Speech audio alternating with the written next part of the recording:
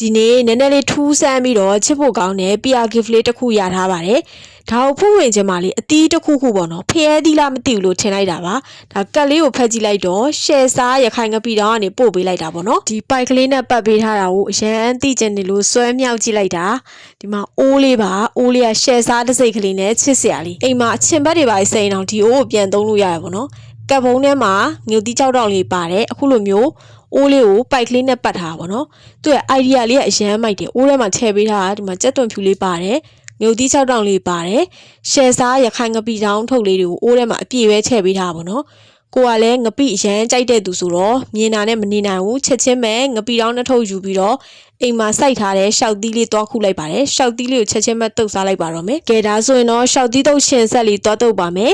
ဂေါ်ဘီရဲ့ကြက်သွန်လေးရဲ့လှီးပြီးတော့ရေဆေးပြီးထည့်ထားမယ်ရှောက်သီးလေးကိုလည်းရေလေးဆေးပြီးတော့ခုလိုလေးဖွာပေးထားပါမယ်ပြီးရင်ချိုမုံလေးထည့်မယ်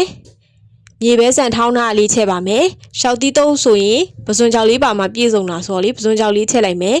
ငံပြာရတစ်ပေါက်နှစ်ပေါက်ပဲပေါက်လိုက်ပါမယ်ပြီးရင်ရှယ်စားရခိုင်ငပီတောင်လေးနှစ်ထုပ်လောက်ဖောက်ထည့်ပေးလိုက်ပါမယ်သူ့ရဲ့အရသာလေးရခိုင်ငပီတောင်ဆိုတော့ချစ်ဆက်ကလေးပေါ့နော်ငြုတ်သီးတော့ထက်မတဲ့တော့ဆက်တာတော့တော်တော်လေးဆက်ပါတယ်နှစ်ထုပ်လောက်ဖောက်ထည့်ပြီးရင်တေချာလေးနှမ်းဆက်နေအောင်နေထားပေးလိုက်ပါတယ်အခုလိုမျိုးရှောက်သီးတုပ်ချင်းဆက်လေးဆိုရင်နောက်လိုက်မှာကြာစံဟင်းကားပူပူလေးနဲ့အရန်လိုက်တာမလို့ကြာစံဟင်းကားလေးလည်းဝယ်ထားပါတယ်ပြီးရင်ထမင်းပူပူလေးနဲ့တွဲစားပါတော့မယ်လက်ဆောင်လေးပို့ပေးတဲ့ရှယ်စားရခိုင်ငပီတောင်ကိုလည်းကျေးဇူးအများကြီးတင်ပါတယ်ရှင်